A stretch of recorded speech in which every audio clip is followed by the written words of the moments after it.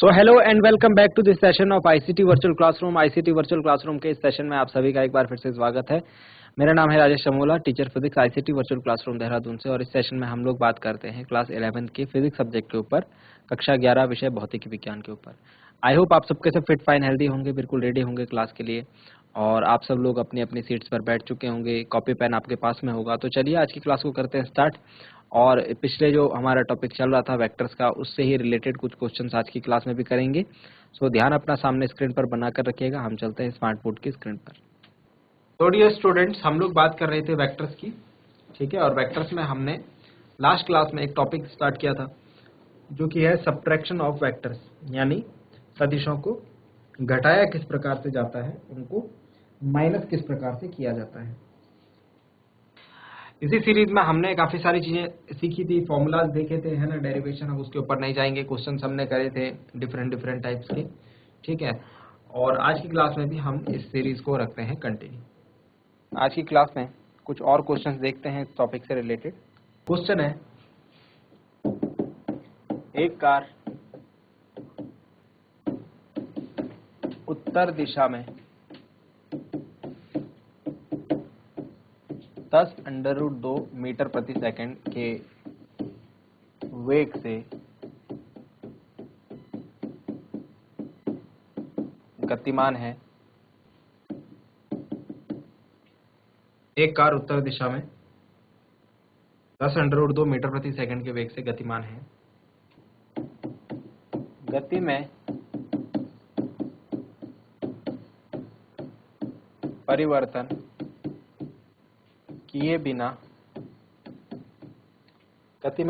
किए बिना ये 90 डिग्री दाएं घूम जाती है, ठीक है। नो चेंज इन स्पीड, और ये 90 डिग्री के एंगल से शार्प राइट साइड में घूम जाती है। हमको निकालना है कार के वेग में परिवर्तन क्या होगा, चेंज इन वेलोसिटी। आंसर के ऊपर अगर बात करें, ये देखते हैं क्वेश्चन में हमें बताया गया है कि कार जो है उत्तर दिशा में जा रही है, यानी उत्तर दिशा मतलब ये डायरेक्शन, ठीक है। जानते हैं हम लोग, पिछली क्लास में बात करी है, ईस्ट वेस्ट नॉर्थ साउथ। तो नॉर्थ कहाँ होती है? ऊपर की तरफ होती है, ठीक है। तो नॉर्थ डायरेक्शन में जा रही है गाड़ी अभी। इसके बाद क्या होता है, 90 डिग्री के एंगल से दाएं घूम जाती है, मतलब यहाँ से राइट घूम जाएगी। राइट मतलब ऐसे घूम जाएगी, ठीक है। राइट मतलब ऐसे घूम जाएगी, ठीक। और वेलोसिटी इसकी सेम है। वेलोसिटी सेम होने का मतलब मुझे ये दोनों के दोनों जो एरोज हैं ये सेम बनानी चाहिए, ओके। सो इस तरीके से कार जो है 90 डिग्री घूमने के बाद तो कौन सी डायरेक्शन में जाएगी भाई? ये ईस्ट डायरेक्शन में जाने लग गई है, ठीक है। हमें क्या निकालना है? वेग में परिवर्तन। तो डायरेक्शन में चेंज हुआ है, स्पीड में चेंज नहीं हुआ है, ठीक है। वेग में परिवर्तन हुआ है। तो यहाँ पर सपोज इसका वेग v1 था, और जैसे ये मुड़ी इसका वेग v2 हो गया, ठीक है। तो हमें क्या निकालना है? हमें निकालना है v2 minus v1। v2 minus v1 हमको निकालना है, ठीक है। वेग में परिवर्तन हमें v2 माइनस v1 निकालना है। चलिए, v2 माइनस v1 निकालने के लिए हम क्या करेंगे, हमें ये जो वेक्टर है इसको इस तरीके से हम लोग रखते हैं कि ताकि दोनों के टेल से टेल मिल जाए, है ना। और अब हमें फाइंड आउट करना है v2 माइनस v1। तो सिंपली हम फॉर्मूला भी अप्लाई कर सकते हैं। ये देखो, ये माइनस v1 हो जाएगा, ठीक है। और फॉर्मूला अप्लाई करने से हमारा आंसर जो है वो रिजल्टेंट इसका आएगा। रिजल्टेंट आएगा, यानी वेक्टर यहाँ पर ना लगाएं क्योंकि यहाँ पर रिजल्टेंट हमको मिलता है। चलिए फाइंड आउट करते हैं आंसर इसका। तो v इज इक्वल टू होगा v2 square plus v1 square minus 2v1 v2 cos theta. Theta angle की बात करें तो कितना होगा भाई? 90 डिग्री का होगा। वैल्यूज पुट अप करते हैं। v2 इज कितना? 10√2 का स्क्वायर V1 इज 10√2 का square -2 V1 is 10√2 V2 is 10√2 और cos कितना हो जाएगा 90। cos 90 हम जानते हैं कि 0 वैल्यू होती है, इसीलिए 10√2 की वैल्यू 200 होती है, इसकी वैल्यू भी 200 होगी और ये पूरा का पूरा क्या हो जाएगा, लास्ट वाला टर्म 0 हो जाएगा, क्योंकि cos 90 0 होता है तो उसकी पूरी मल्टीप्लाई होगी तो पूरा 0 हो जाएगा, है ना। और ये आ जाएगा अंडर रूट के अंदर 400, अंडर रूट के अंदर 400 की जो वैल्यू होती है वो होती है 20 metre per second will be the 20 metre per second होगी कार के वेग में परिवर्तन, ठीक है। 20 मीटर प्रति सेकंड का वेग में परिवर्तन होगा। और डायरेक्शन की अगर बात करें, रिजल्टेंट की दिशा कौन सी होगी, तो रिजल्टेंट की जो दिशा होगी वो हमने क्या बात करी है, इन दोनों वेक्टर्स की ठीक बीचों बीच होती हुई जाएगी कुछ ये दिशा, ठीक है, क्योंकि दोनों वेक्टर्स इक्वल मैग्नीट्यूड के हैं, है ना। तो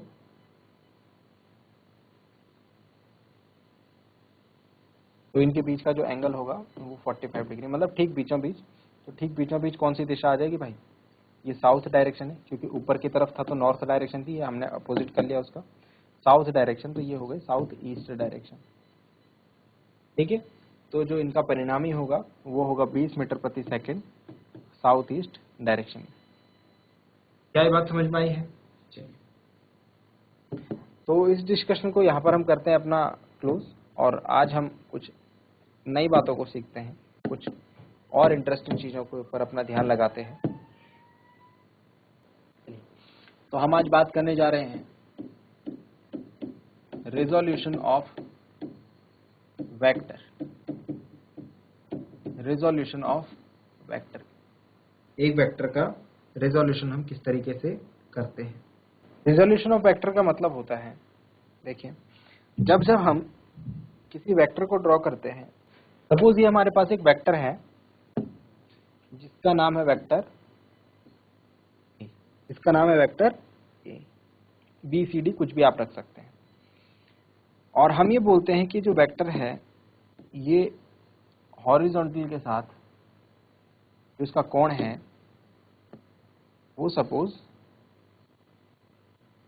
थीटा एंगल है, कितना, थीटा एंगल है। तो मैं इस वेक्टर को दो कंपोनेंट्स में तोड़ सकता हूं, इस वेक्टर को दो कंपोनेंट्स में तोड़ सकता हूं जो कि एक दूसरे के क्या होंगे, जो कि एक दूसरे के परपेंडिकुलर रहने वाले हैं, ठीक है। ये प्रॉपर अगर हम बात करें तो इसे मैं कह सकता हूं एक्स अक्ष का कंपोनेंट और इसे मैं कह सकता हूं वाई अक्ष, ठीक है।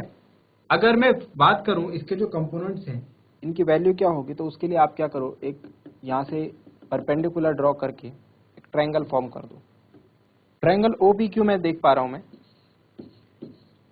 ट्रायंगल OPQ में, क्योंकि एक राइट एंगल ट्रायंगल है, क्योंकि 90 डिग्री का एंगल है, तो मैं यहाँ से साइन थीटा की वैल्यू फाइंड आउट कर सकता हूँ। Sine theta will be equal to लंब बटे कर्ण होता है ना, PQ अपॉन OP होगा।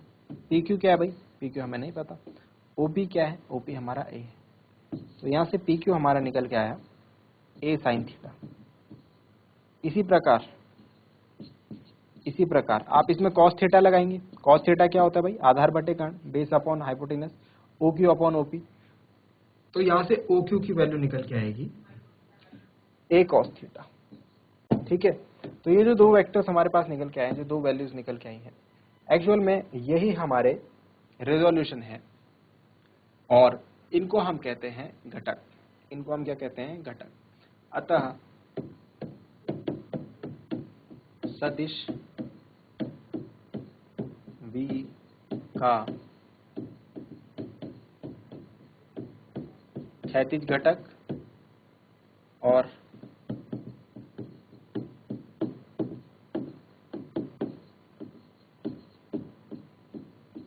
ऊर्ध्व घटक, तो जो इसका क्षैतिज घटक होगा that will B A cos theta. क्यों, क्योंकि OQ क्षैतिज जो है वो OQ वाला घटक होगा, ठीक है। That will be O Q cos theta, sorry A cos theta, and ऊर्ध्व घटक जो होगा वो होगा हमारा ए साइन थीटा। तो कोई भी वेक्टर है एक्स वाई जेड, कोई भी वेक्टर है, उसको मैं दो कंपोनेंट्स, दो घटकों में तोड़ सकता हूं। इसको हम रिजोल्यूशन ऑफ वेक्टर कहते हैं। एक तरफ हमारा कॉस का घटक आता है, एक तरफ हमारा साइन का घटक आता है। जो क्षैतिज वाला जो घटक होगा, हॉरिजॉन्टल जो कंपोनेंट होगा वो कॉस का होता है, और जो वर्टिकल कंपोनेंट होगा वो साइन का होता है। ठीक है, ये चीजें आपको याद रखनी है। अब हम इसको कुछ और तरीके से भी शो कर देते हैं। मैं इसको ए एक्स बोल करके भी बता सकता हूं, क्योंकि क्षैतिज घटक है, एक्स अक्ष की दिशा में है, और इसको मैं ए वाई बोल करके भी बता सकता हूं। तो कई बार आपको ए एक्स और ए वाई भी हम लिखेंगे, ठीक है, इनके लिए, तो वो भी आपको ध्यान में रखना है। ठीक हो गया? यहाँ तक की बातें आई होप आपको समझ में आ गई होंगी। तो इतना हम काम करते हैं, किसी भी घटक को हम, किसी भी वेक्टर को, किसी भी सदिश को हम उसके लंब दो घटकों में तोड़ सकते हैं। एक क्षैतिज दिशा का घटक होता है, एक ऊर्ध्व दिशा का होता है। ठीक है, और उसको हम इस तरीके से रिप्रेजेंट करते हैं, इस तरीके से शो करते हैं। समझ में आ गई है बात? यहाँ पर एक स्लाइड चेंज भी हो सकता है। ठीक है, ये सारी चीजें हमने करी, ट्रायंगल की जो भी करी, इसको आप ध्यान रखेंगे। एक छोटा सा चेंज इस तरीके से भी हो सकता है, इसको जरा समझिए। सपोज ये हमारे पास वेक्टर है इस टाइम, ठीक है, और यहाँ पर हमें दिया हुआ है इसके जो कंपोनेंट्स हम निकालेंगे वो इस डायरेक्शन में होंगे, है ना। Suppose this is vector B, और यहाँ पर जो एंगल दे रखा है थीटा, वो ये वाला एंगल दे रखा है, ये वाला एंगल, ठीक है। तो ये वाला जो एंगल है एक्स डायरेक्शन वाला, वाई डायरेक्शन वाला, जो वाई अक्ष के साथ बनाया गया कोण जो है वो थीटा दे रखा है। ऊपर वाले में एक्स अक्ष के साथ जो बनाया हुआ एंगल था वो थीटा दिया। तो इस केस में क्या हो जाएगा? इस केस में भाई सिंपली वही होगा, ये बन जाएगा हमारा राइट एंगल ट्रायंगल, ये बन जाएगा हमारा समकोण त्रिभुज, है ना। और आप यहाँ पर लगाएंगे sine theta, sine theta is equal to, तो सारी चीज काम आप सेम करेंगे। मतलब यहाँ ऊपर जो काम हमने करा था, यहाँ पर sine theta is equal to आया था क्या, पी क्यू अपॉन ओपी, है ना। यहाँ पर sine theta is equal to क्या आ जाएगा, अगर मैं यहाँ से परपेंडिकुलर ड्रॉ करता हूँ, इसको P और इसको Q नाम देता हूँ, तो आ जाएगा पी क्यू अपॉन ओपी, है ना। Sine theta is equal to P Q upon OP आ जाएगा इस टाइम। और पी क्यू की वैल्यू क्या निकल के आएगी, पी क्यू की वैल्यू निकल के आएगी ओपी साइन थीटा, मतलब बी साइन थीटा। ठीक है, समझ रहे हैं? मतलब ये पी क्यू निकल के आएगा। तो पी क्यू जो है हमारा कौन सा घटक हो गया, ये हो गया हमारा एक्स अक्ष वाला घटक। ठीक है, और ये ओ क्यू निकालने के लिए हम क्या करेंगे, कॉस थीटा लगाएंगे। Cos theta is equal to क्या हो जाएगा, ओ क्यू अपॉन ओपी, है ना। O Q is equal to हो जाएगा ओपी कॉस थीटा, मतलब बी कॉस थीटा। तो अब की बार बी कॉस थीटा इधर आ जाएगा, ये बात ध्यान रखना आप। ठीक है, जो एंगल है उसका फर्क पड़ेगा। तो इस केस में क्या हो जाएगा, इस केस में हमारा हो जाएगा ऊर्ध्व घटक, देते हैं यहाँ पर, जस्ट आपको समझाने के लिए इस बात को लिख ले रहे हैं। ठीक है, बस इसको ध्यान रखना आप, ऐसा भी हो सकता है कई बार। ये बी साइन थीटा है and it will be B cos theta.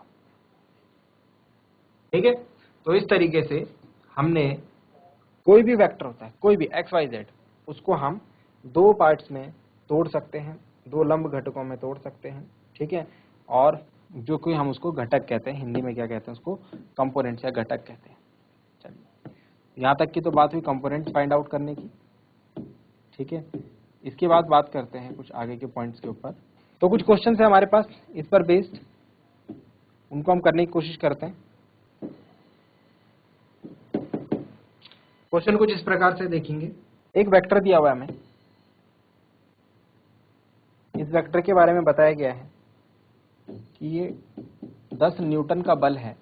ठीक है, और जो इसकी एक्स अक्ष के साथ बनाया गया जो एंगल है, एक्स अक्ष के साथ जो बनाया गया कोण है थीटा इज 30 डिग्री। आपसे बोला जा रहा है इसके एक्स और वाई कंपोनेंट्स लिखिए। तो एक्स अक्ष का घटक क्या हो जाएगा भाई, एफ एक्स हो जाएगा, और वाई अक्ष का कंपोनेंट हो जाएगा एफ वाई। तो एक्स अक्ष का घटक क्या होता है, ए कॉस थीटा लिखते हैं, यहाँ पर लिखेंगे एफ cos थीटा। एंगल देख लीजिए, एंगल कहाँ है, एक्स अक्ष के साथ है, ठीक है, तो सिंपली हम cos लिख सकते हैं, that will B f cos theta, मतलब 10 और cos और 30। cos 30 की वैल्यू जानते हैं सभी, cos 30 is sin 60, sin 60 is √3/2, तो 10 इंटू √3/2, 2 5 10, तो आ गया 5√3 न्यूटन, क्योंकि बल का मात्रक क्या होता है भाई, न्यूटन होता है, ठीक है। और अगर बात करें Fy की, तो Fy क्या होगा यहाँ पर, f sin थीटा कितना, 10 sin 30, ठीक है, और 10 sin 30 इज 1/2, 2 पंजे 10, तो आ गया 5 न्यूटन। कहने का क्या मतलब है, कहने का मतलब ये है कि जो 10 न्यूटन का बल है ना, ये x अक्ष में 5√3 न्यूटन का है, और y एक्सिस में अगर बात करें तो ये 5 न्यूटन का है। इसका x अक्ष का घटक 5√3 न्यूटन का है और y अक्ष का घटक जो है 5 न्यूटन का है। समझ में आया, इजी क्वेश्चन, ठीक है। बस ध्यान रखना है x अक्ष के घटक और y अक्ष के घटक में क्या रिलेशन हम लोग फाइंड आउट करते हैं। चलिए एक और क्वेश्चन देखते हैं इसी टाइप का, एक और क्वेश्चन देखते हैं इसी टाइप का।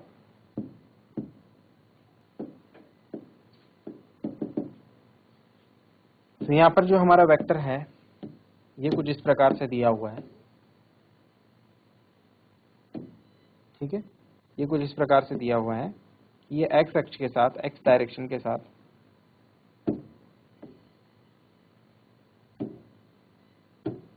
नाइन्टी डिग्री का एंगल बना रहा है। ध्यान से सुनना, 90 डिग्री का एंगल। तो जो y अक्ष होगा भाई वो इसके ऊपर ही आएगा, y अक्ष जो होगा वो इसके ऊपर ही आएगा, है ना। दिस इज y अक्ष एंड दिस इज x अक्ष।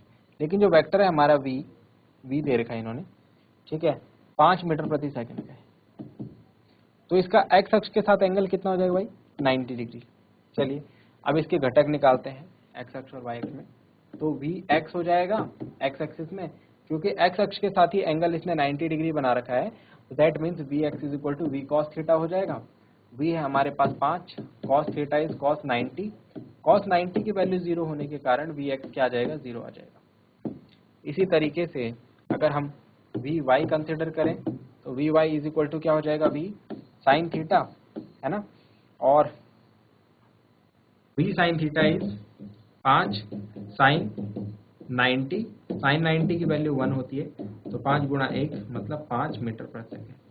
कहने का मतलब ये है कि y अक्ष के डायरेक्शन में ये 5 मीटर पर सेकेंड होगा यहाँ पर, और यहाँ ये 0 होगा। तो डेफिनेटली हमारे समझ में बात आ रही है कि टोटल ये जो है एक ही की जो डायरेक्शन है वो y एक्सिस की डायरेक्शन, y अक्ष की दिशा के साथ है, इसीलिए इसका जो टोटल रिजल्ट है, टोटल जो वेग है वो सिर्फ हमें y अक्ष में ही दिखाई दे रहा है, y अक्ष की ही दिशा में दिखाई दे रहा है, x अक्ष में नहीं दिखाई दे रहा है। x अक्ष में कब दिखाई देता हमको, जब ये x एक्सिस से कुछ एंगल पर होता है, x एक्सिस से कुछ एंगल पर ये होता, ठीक है। जैसे सपोज ये कुछ ऐसे इस प्रकार के एंगल पर होता है, इस प्रकार के, तो हमको इसका कुछ ना कुछ कंपोनेंट जो है x डायरेक्शन में या फिर x एक्सिस में भी देखने को मिलता, क्योंकि ये x एक्सिस के लंबवत है, यानी कि परपेंडिकुलर है, कहने का मतलब है y अक्ष की दिशा में है, तो इसीलिए इसका पूरा का पूरा जो कंपोनेंट है, जो रिजल्टेंट है ना, वो हमको देखने को मिल रहा है सिर्फ y डायरेक्शन में, x अक्ष की दिशा में हमको देखने को वो नहीं मिल रहा। बात समझ में आ गई। तो चलिए इस तरीके से हमको क्या करना है, किसी भी वेक्टर्स को दो एक्सिस में तोड़ सकते हैं हम, x अक्ष और y अक्ष की दिशा में। पर यहाँ पर एक और चीज आपके पास आती है, कि जैसे सपोज हम अगर बात करते हैं, इसका हम काफी ज्यादा यूज करते हैं, ठीक है, तो ये चीज समझना आपके लिए बहुत ज्यादा जरूरी है। जैसे अगर हम बात करें कि ये हमारे पास एक इंक्लाइंड प्लेन है, जरा जल्दी से इसको समझ लेंगे। ये हमारे पास एक आनत तल है, क्या है ये, आनत तल है। आनत तल मतलब इंक्लाइंड प्लेन, ठीक है। और इस इंक्लाइंड प्लेन पर मैंने यहाँ ऊपर कोई एक ब्लॉक रखा है, क्या रखा है, एक ब्लॉक रखा है जिसका मास m है, और ये ब्लॉक जो है इधर को लुढ़क रहा है, किधर को, इस डायरेक्शन में लुढ़क रहा है ना। जब कोई चढ़ाई वाली इंक्लाइंड प्लेन होगा, आनत तल होगा, उस पर कोई जाएगा तो वो फिसलता ही है नीचे की तरफ। अब अगर मैं बात करूं यहाँ पर इस पर बल कौन सा लग रहा है, कौन सा फोर्स इस पर काम कर रहा है, तो हमारी समझ में आता है कि इस पर ठीक नीचे की तरफ जो है ठीक नीचे की डायरेक्शन में एक बल काम कर रहा है, ठीक नीचे की डायरेक्शन में एक फोर्स काम कर रहा है जो कि है mg, जो कि है mg, है ना। हर एक बॉडी पर जो परपेंडिकुलरली डाउनवर्ड डायरेक्शन में अर्थ जो है, पृथ्वी जो है, एक बल से उसको खींचती है जो कि है mg। और आप जानते हैं mg क्या है, mg और कुछ नहीं जो है एक फोर्स है, तो मैं mg को हटा करके यहाँ पर फोर्स लिख रहा हूँ, ठीक है। और फोर्स के क्या होंगे, दो कंपोनेंट्स होंगे, तो दो घटक इसमें कैसे तोड़े जाएंगे भाई, जरा ध्यान देना। दो घटक इसमें जो तोड़े जाएंगे वो कुछ इस प्रकार से तोड़े जाएंगे, एफ के जो दो घटक तोड़े जाएंगे वो कुछ इस प्रकार से परपेंडिकुलर तोड़े जाने, ठीक है। अभी जो बात बताई थी वो ध्यान रखना, परपेंडिकुलरली। तो एक इस डायरेक्शन में हो गया, ठीक है, एक इस डायरेक्शन में हो गया, और एक इसके ठीक परपेंडिकुलर, इससे ठीक 90 डिग्री का एंगल बनाते हुए कौन सी डायरेक्शन हो जाएगी, कुछ ऐसी डायरेक्शन में हो, ठीक है। एक ये डायरेक्शन हो गई और एक ये डायरेक्शन हो गई, समझ रहे हैं बात को। तो यहाँ पर ये जो एंगल है ये एंगल थीटा है। तो यहाँ पर हम जब कभी भी कोई बॉडी हमको देखने को मिले इस पर इंक्लाइंड प्लेन पर, यानी कि आनत तल पर, इंक्लाइंड प्लेन पर यानी कि आनत तल पर, तो हमको ध्यान रखना है कि वहां पर उस पर mg फोर्स लग रहा होगा, है ना। जो ग्रेविटेशनल अट्रैक्शन है, गुरुत्वाकर्षण बल है, वो mg बल लगता है, ठीक है। और क्योंकि ये क्या है, एक वेक्टर है, क्योंकि एक सदिश है, इसीलिए हम इसको दो घटकों में तोड़ सकते हैं, mg cos थीटा और mg sin थीटा। बट यहाँ पर आपको ध्यान देने वाली बात यह है कि x अक्ष और y अक्ष हमारे इस प्रकार से होते हैं, अभी तक हम जो देख रहे थे x एक्सिस और y एक्सिस, ये फोर्स का रिजल्टेंट जो होगा हमारा x अक्ष और y अक्ष की दिशा के अलावा कोई दिशा है, ठीक है। ये x एक्सिस और y एक्सिस नहीं है इस टाइम, उसके अलावा कोई डायरेक्शन है। तो कोई भी हमारे पास वेक्टर होगा उसको हम दो कंपोनेंट्स में इजीली तोड़ सकते हैं, एक हमारा x अक्ष का कंपोनेंट होगा और एक हमारा y अक्ष का कंपोनेंट होगा। This will be mg cos theta and this will be mg sin theta. तो इसके बारे में हम और डिस्कशन करेंगे अपनी अगली आने वाली क्लासेस में। तो आई होप आपको आज की क्लास पसंद आई होगी, आपको आज की क्लास अच्छी लगी होगी और आपने आज कुछ क्लास में कुछ नया जरूर सीखा होगा। मिलते हैं अगली क्लास में एक नया और इम्पोर्टेंट टॉपिक के साथ। क्लास से जुड़ने के लिए आप सभी का बहुत बहुत धन्यवाद। Thank you very much and have a nice day.